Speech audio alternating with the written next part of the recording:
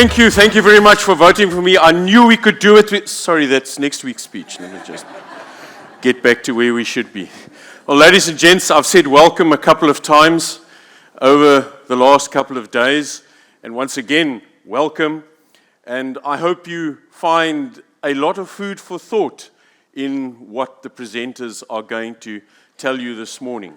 It is a critical time in our country, as we all know, and I'm not going to go along that route, but it is so the world over. I have family who stay in the United States, and I think at this time in the history of the world, that's one of the biggest misnomers, the United States. There are a couple of analysts who have said that the United States is at very much the same stage it was in 1862. And for those of you who are not history buffs, 1862 was the start of the American Civil War. The UK, very much the same, and you've heard Penwell talking about Ukraine, or as us Austrians call it, Ukraine, and what is happening there. I'm so glad you didn't pick another German warship, because I was running out of history to try and find what that was. But let's take a quick walk down what's going to happen this morning. First of all, as you all know, our sponsors are very, very important for us and for you. So thank you to all of our sponsors. And please make sure you do the networking. I heard a couple of good networkings happening.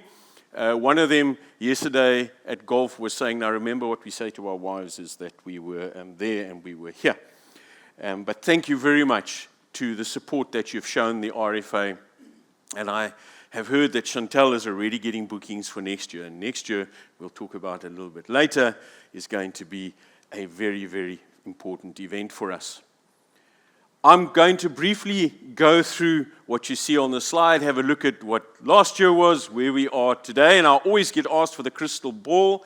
So in Gama, I'm going to steal a little bit of your thunder in terms of what my crystal ball looks like, and then a couple of other pointers, and allow those who've come to give you the vital information to give that information to you. So let's have a quick look at 2023. The RFA has been tremendously blessed through an absolutely fantastic board, and thank you, I'll talk to you later about Raise, an absolutely fantastic board, very involved in all of those activities that are so important to members. And the board members are elected by the members of the association.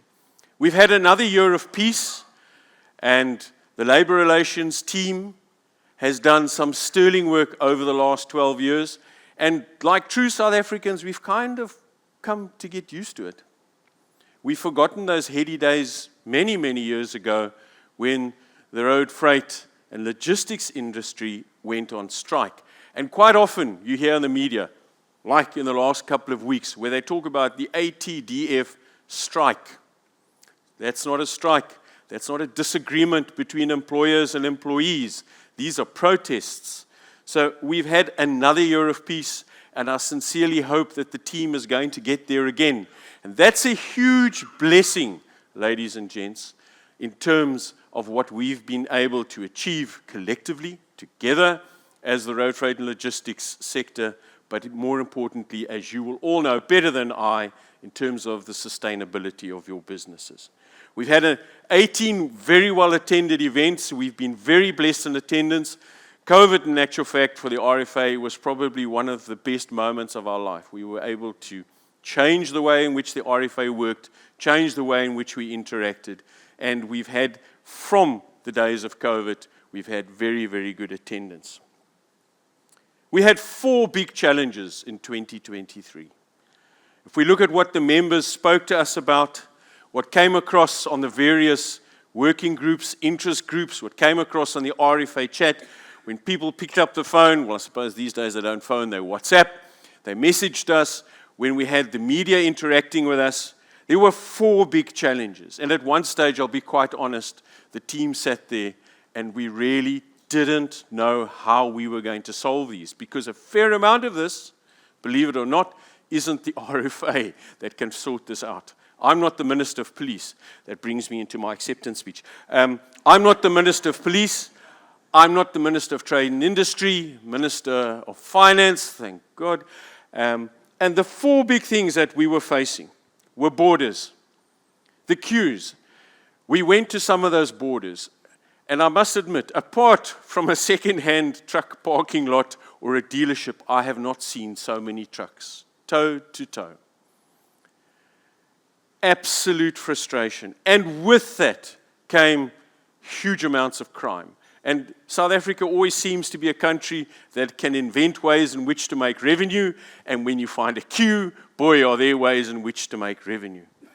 We went to Kasuma Balesa. We thought the queues were long at Bay Bridge or Lebombo or Skilpatsheck.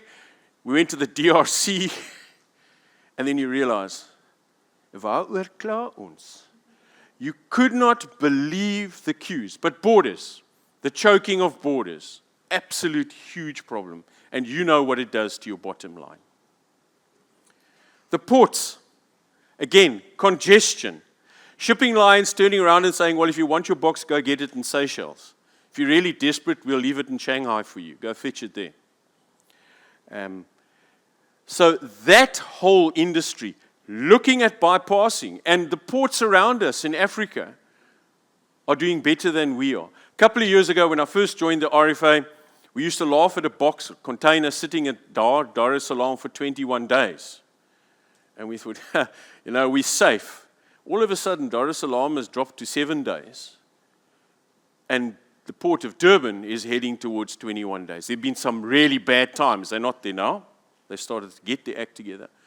Walvis Bay guarantees a box out of that port precinct in 48 hours. Even if it goes to a depot just outside, they clear the quayside, or they evacuate port as it's called. And huge, huge issues there. Yes, I know there was a bit of rain in KZN. Crime. We really are struggling with crime. And you'll all know from the protests that we first had with the ATDF, which was 5 years ago, there haven't been any real repercussions in terms of that. So it seems in this country that it pays to be involved in crime. And then rates. We don't talk about rates at the RFA, but that's a point. That's a point. Rates are under pressure, and there are various activities and operations out there that are pushing that. 2024, as we are now, well, we're going into the next round of negotiations around wages, and I'm sure we'll hear some information around that. SARS has been brilliant in listening to us. It's been a 20-year, 2-decade journey. One of the first things that I had to deal with when I got appointed at the RFA way back then was to deal with the time delays at the borders.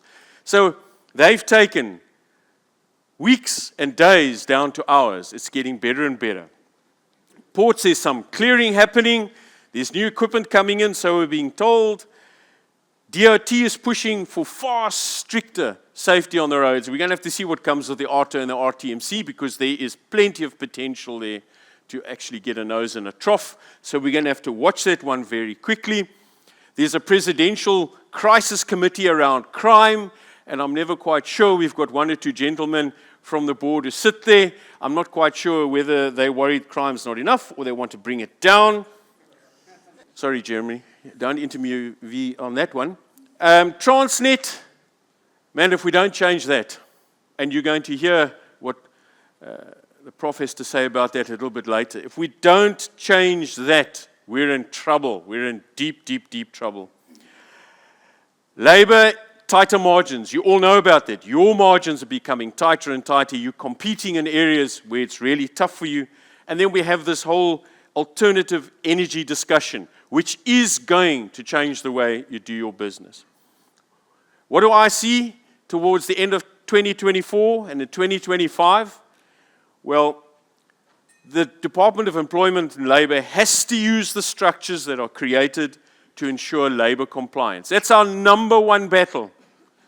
And I say to members often, and I say it in the media, that the members of the RFA are complying themselves out of business, because those of the competitors who are not compliant are totally undercutting them and totally getting it through the wrong and illegal ways they do business.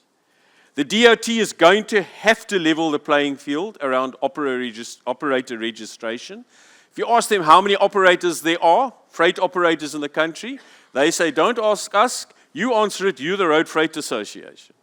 as if we register all the operators in the country. The ADTF is going to get more and more virulent. We got them to step off that protest in the last week, and there were two selling points that we used. The one was, we're coming to an election. You're going to get hijacked by individuals and organizations that have got nothing to do with you, and this could turn nasty. You'll get blamed. And they saw reason to that. And one must acknowledge the leadership, that they saw that and understood it.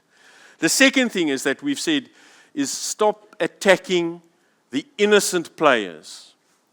You, the operators who are registered, who pay the right salaries, the right wages.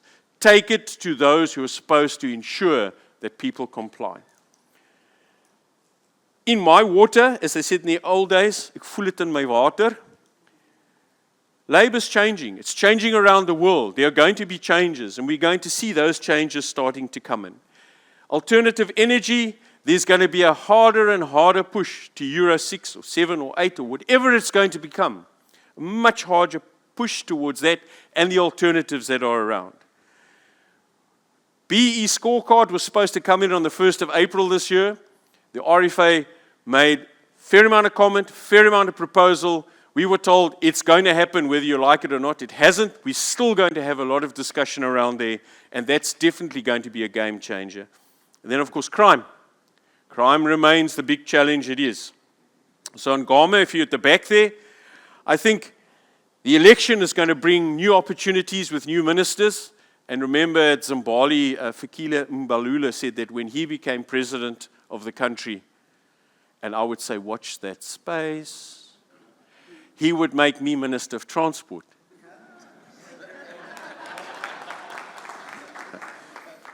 I don't know if that's a good or a bad thing. The economy is going to become stronger, both domestically and foreign investors are going to put money into this country. The world believes in South Africa, and the RFA and the truckers of the country actually do push that belief out there. We're going to go into the African continental free trade area. It's coming, and there's so much opportunity there. There's so much growth. Africa is the largest uncharted market in the world. We don't know how many people are in Africa. We get an idea every time the borders open and people come across that there's still many, many more. We're going to have to move to a concept called freight cities, and I know that there might be some discussion around that a little bit later.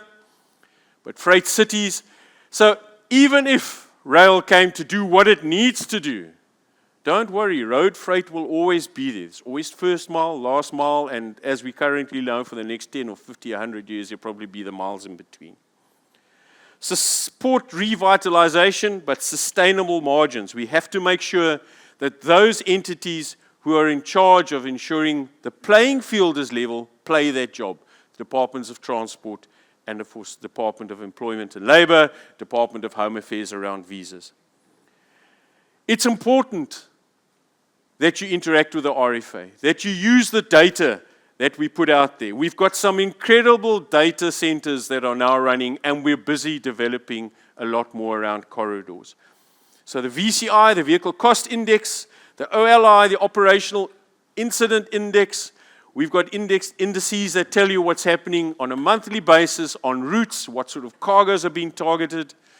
It's important that you read those and you interact and you supply the information, because 90% of this information is coming from our members.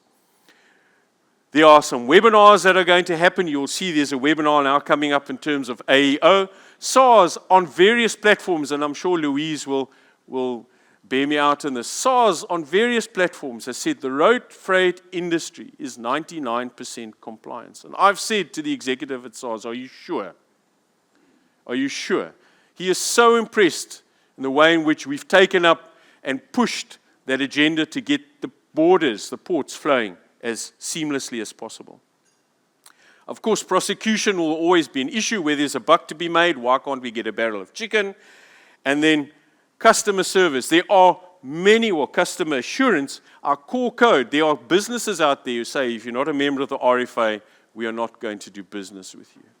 That's something we've been fighting hard for, that assurance out there about quality, about standards, and about doing good business. Really, that's just about you and your association. I always say, remain involved, be involved. It is your association, it is not mine. So you'll see various communications going out. Stay with us, help keep us relevant, help us to make your business sustainable and growing. Thank you for your time.